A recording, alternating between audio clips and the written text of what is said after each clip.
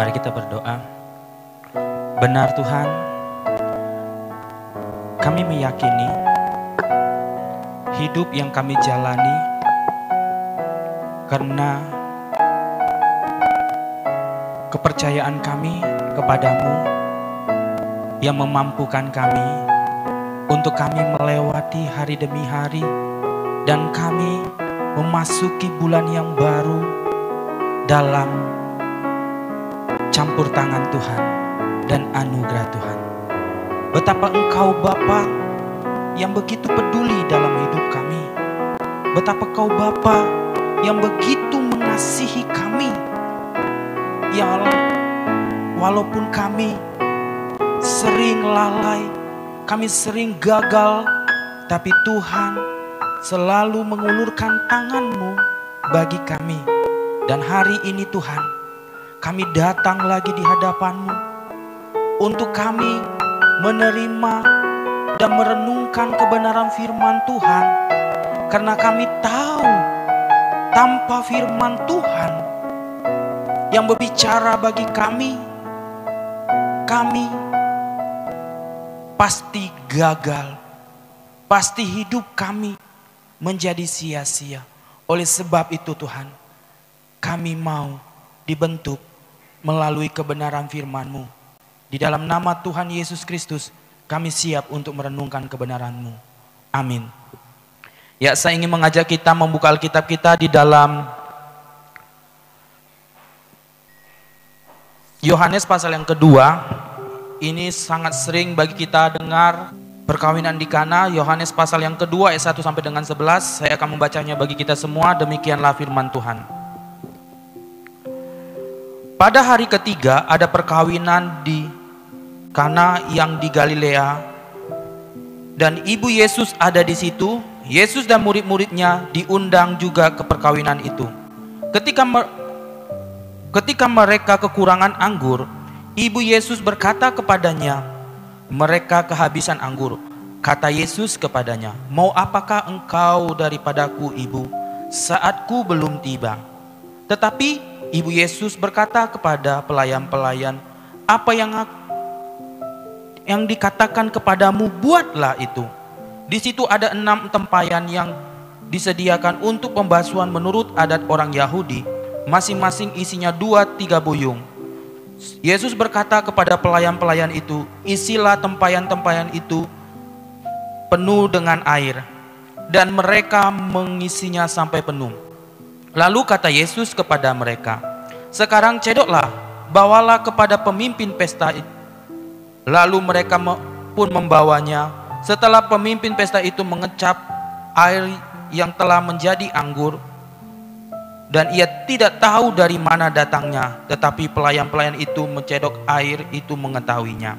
Ia memanggil mempelai laki-laki dan berkata kepadanya, setiap orang menghidangkan anggur yang baik dahulu, dan sesudah orang puas minum barulah yang kurang baik.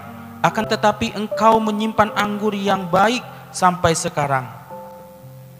Hal itu dibuat Yesus di Kana di Galilea sebagai yang pertama dari tanda-tandanya, dan dengan itu ia telah menyatakan kemuliaannya dan murid-muridnya percaya kepadanya.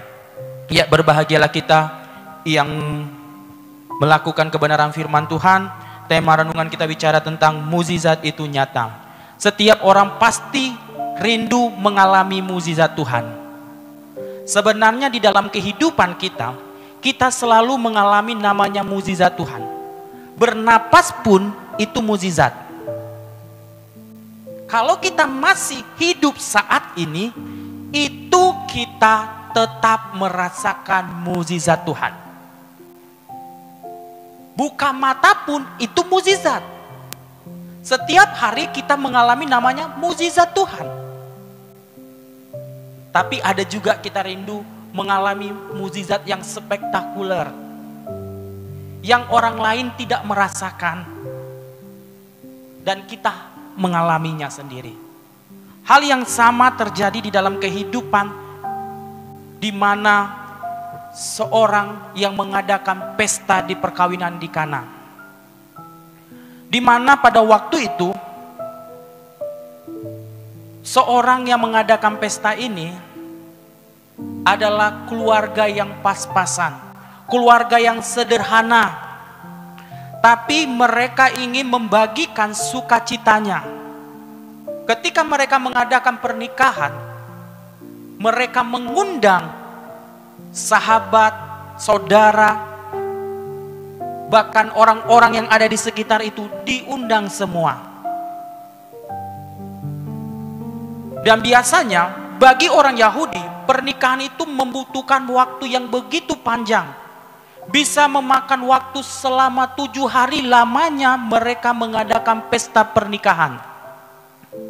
Dan bagi orang Yahudi, ketika mereka ada pesta, mereka harus selalu menyediakan anggur. Karena bagi orang Yahudi, anggur itu adalah lambang sukacita. Kalau tidak ada anggur, tidaklah ada acara, tidaklah ada sukacita di situ. Karena lambang salah satunya, anggur adalah lambang sukacita bagi orang Israel. Tapi pada waktu itu, mereka mengalami namanya kehabisan anggur.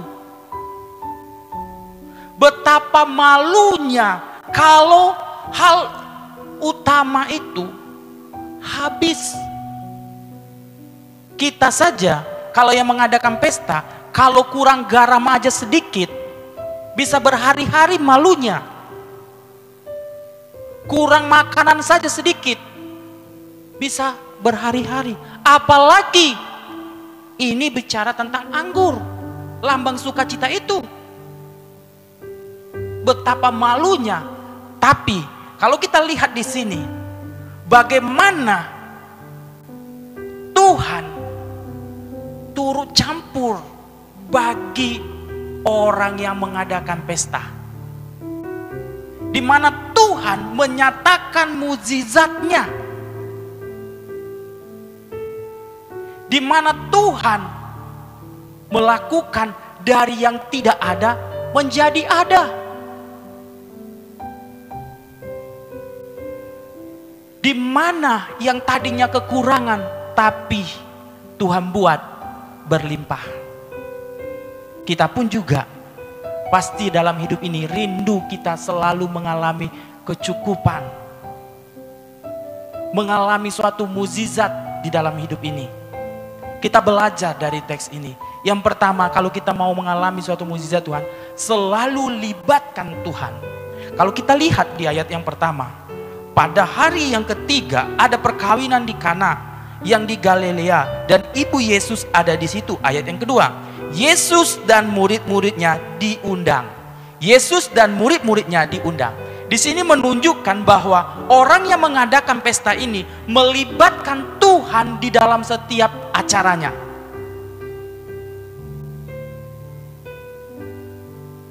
Ketika mereka melibatkan Tuhan, luar biasa mereka alami. Yang seharusnya tadi mereka merasa malu, tapi Tuhan membuat dipuji mereka. Dikatakan anggur yang mereka sediakan ini yang terbaik. Biasanya orang anggur yang terbaik baru yang kurang baik, tapi dikatakan mereka menyediakan yang terbaik, tidak habis stok yang terbaik. Bahkan anggur yang Tuhan buat pada waktu itu, anggur yang sangat terbaik. Kalau kita pun dalam hidup ini, kalau kita selalu melibatkan Tuhan dalam hidup kita, maka Tuhan membuat kita, pasti pekerjaan kita menjadi terbaik. Ada tantangan, pasti ada tantangan. Ada pergumulan, ada. Tapi kalau kita selalu mengandalkan Tuhan dalam hidup ini, pasti kita diberkati oleh Tuhan.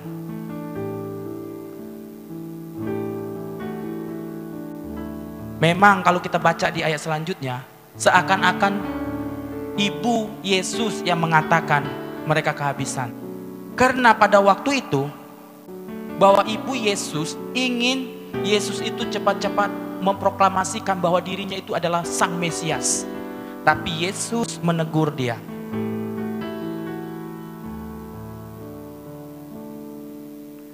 Tapi kita juga harus sadar, dalam hidup ini harus selalu membawa segala perkara kita kepada Yesus. Jangan pandang masalahmu, tapi pandanglah pada Tuhan yang membuat segala sesuatunya. Ketika kita melibatkan Tuhan, maka Tuhan dengan caranya yang ajaib akan membuat kita merasakan keajaiban yang tidak pernah dirasakan oleh orang lain. Kalau kita selalu melibatkan Tuhan, kita akan selalu merasakan setiap hari, kita akan merasakan mukjizat Tuhan itu terjadi dalam hidup kita. Ketika kita melibatkan Tuhan, itu tidak sesuai dengan apa yang kita inginkan, tapi Tuhan tahu apa yang terbaik untuk kita. Kalau kita melibatkan Tuhan dalam hidup ini, maka kita tidak akan pernah merasa kecewa. Kalau kita melibatkan Tuhan, pasti ada kepuasan dalam diri kita. Tapi kalau kita tidak pernah melibatkan Tuhan dalam hidup ini, apapun hasil yang kita kerjakan, kita tidak akan pernah merasa puas. Bahkan kita selalu menyalahkan keadaan kita. Kita akan selalu menyalahkan kemampuan kita. Tapi kalau kita melibatkan Tuhan dalam hidup ini, kita tidak akan pernah menyalahkan siapa-siapa, tapi kita akan selalu mengalami mukjizat Tuhan. Yang kedua, kita belajar dari teks ini, selalu bergantung seutuhnya pada Tuhan. Kalau kita lihat tadi di ayat selanjutnya, Yesus menegur Maria, "Hai wanita, ada apa? Apa urusanmu dengan aku?" Respon Yesus sangat dingin pada waktu itu. Tapi kalau kita lihat, Maria, walaupun respon Yesus itu dingin, Maria sama sekali tidak tergoyahkan harapannya. Ia tetap meyakini bahwa Yesus itu pasti akan menolong. Itulah suatu keyakinannya, itulah suatu harapannya, di mana ibunya Maria menggantungkan harapannya kepada Tuhan. Dia meyakini waktuku belum tiba. Pasti ada saatnya Tuhan akan menolong. Kita pun juga, walaupun kita belum merasakan pertolongan Tuhan saat ini, tetaplah kita meyakini, tetaplah gantungkan harapan kita pada Tuhan. Karena cara kerja Tuhan itu kadang-kadang tidak masuk akal. Tuhan bisa saja memakai siapa saja untuk menolong kehidupan kita.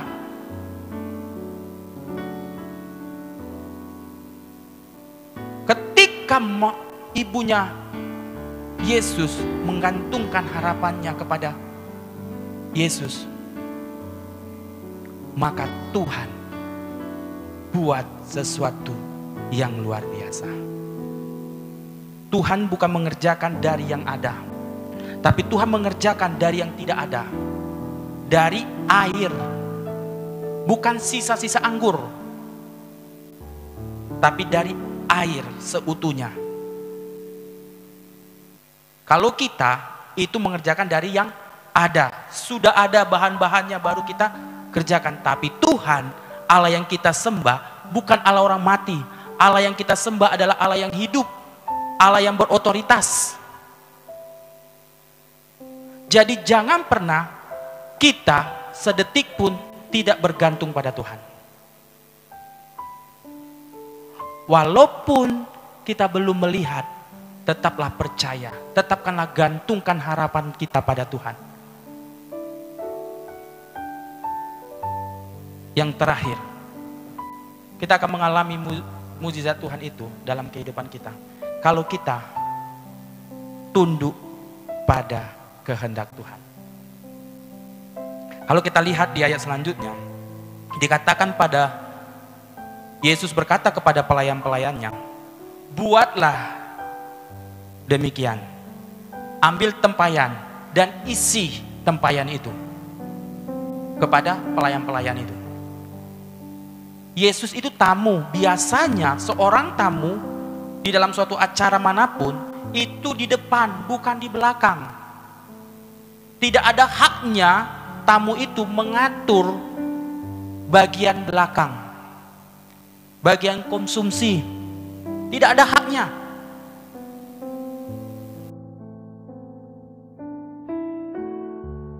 Belajar daripada seorang pelayan ini, mereka mempunyai suatu ketaatan. Mereka walaupun tidak tahu Yesus, tapi taat. Maka air ini menjadi anggur. Ketaatan itu menunjukkan bahwa kita benar-benar mengasihi Tuhan.